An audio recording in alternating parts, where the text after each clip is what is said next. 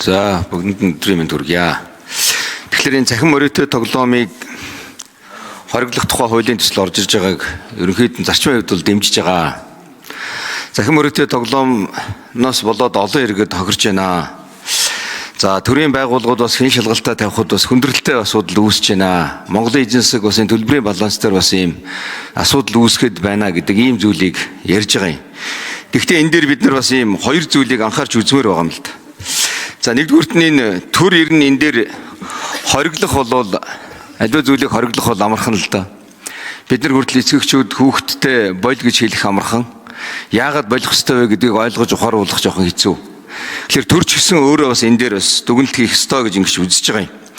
Өнөөдрийн энэ засгийн газрын хууль санаачлалчийн оруулж ирж байгаа танилцуулгыг аваад үзэхэд үндсэндээ нийт 75 орчим хувь нь 30-аас 49 насныхан буюу 1990-с 2005 оны хооронд боловсрал эзэмшсэн 10 жилийн ерөнхий боловсрал эзэмшсэн ийм үеийнхэн л энд хамрагдаад байна л да.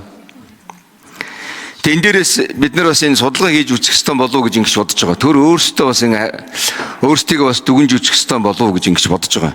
Энэ боловсролынхан програм болохгүй байгаа мó? Энэ тоглож байгаа хүмүүсийн боловсролын түвшин нэр нь ямар байгаа юм?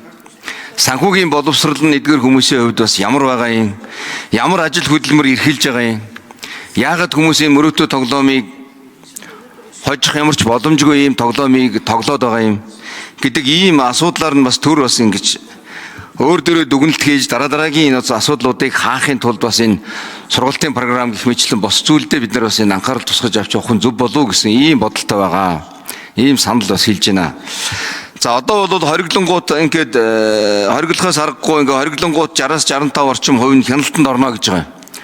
35-аас 40% нь хянаж чадахгүй гэдэг ийм зүйлийг бас өмнө танилцуулахад бас ярьж исэн. Тэгэхээр Монголд ингээд гүйлгээгийн давтамжтай болоод байвал хориод эхлэнгууд одоо нөгөө агентууд чинь гадаадд данс нээгээд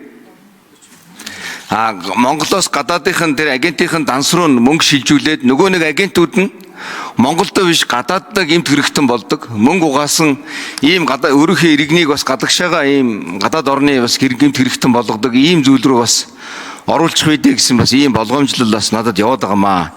Энэ дээрээ бас манай энэ төрийн хууль санаачилж орж ирж байгаа энэ засгийн газрын холбогдох одоо төвшний хүмүүс бол анхаарал тавих нь зүйтэй гэдэг ийм зүйлийг хэлье. Ингээд энэ чиглэлээр бас олон нийтийг бас энэ соён гэгэрүүлэх, энэ чиглэлийн сургалт мэдээллийг олох чиглэл дээр бид нар бас түлхүү анхаарах хэрэгтэй.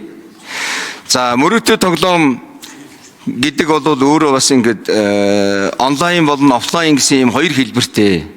Тэгээ одоо онлайн нь бол ингээд хянах боломжгүй нь аль ч улсад хянахад хэцүү гэдэг ийм зүйл ярьж байгаа. Гэтэл офлайн буюу нөгөө ширээ тусгай төхөөрөмжтэй тусгай газар болдог нөгөө казино гэж ярьдаг энэ бол боломжтой.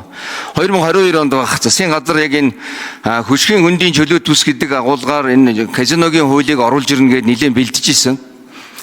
Ингээд сураг тасраад дахиж татчаваа дахиад өөр хуулбараар оруулж ирнэ гэдэг ингээд алга болчихсон. Ингээ мөрөөдөө цахим мөрөөдөө тоглоомтой хойлоод энийг бас ингэж алга болгож болохгүй байх л гэж бодож байна л да. 2019 оны 5 бүхний оруулж ирж байгаа танилцуулган дээр Солонгос улс яг энэ казиногийн шугамар 860 орчим сая долларыг оруулж ирсэн. Татварт 251 сая долларыг авсан гэд 5 бүхний оруулж ирсэн танилцуулган дээр байгаа юм. Офлайн энэ мөрөөдөө тоглоомын асуудал оруулж ирэхгүй мүү гэдэг нэгдүгээр асуулт байна. За хоёрдугаарт нь энэ бооцоо таавар тоглоомын асуудал беттинг гэдэг асуудал байгаа. За онлайныг бол манайх бас хийн чадахгүй байна гэдэг ийм зүйл ярьж байгаа. Онлайны энэ беттингийн цаана дахиад ингээд нөгөө мөрөөдөө тоглоом чи яваад байна. Ийм учраас хийн чадахгүй байна гэж. Тэгвэл бодиттой болж байгаа яг бооцоо таавар тоглоомуудыг нь яагаад оруулж болохгүй байгаа юм бэ?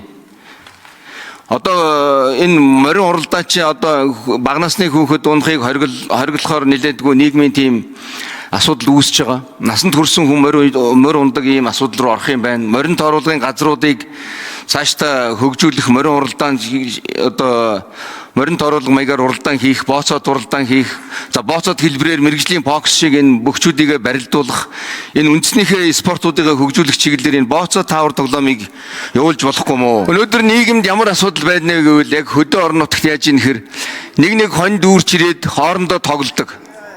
Тэгээд моцыг л хожоод явдаг. Хожсон моцыг л хожоо явдаг. Ийм байдал бол байгаа штэ. Энэ зингэл төрөлн бус газруудаас энэ мөрөөдөө шаар хаглуулаад тоглуулдаг гэх мэтлэн ийм зүйлүүд байгаад байгаа.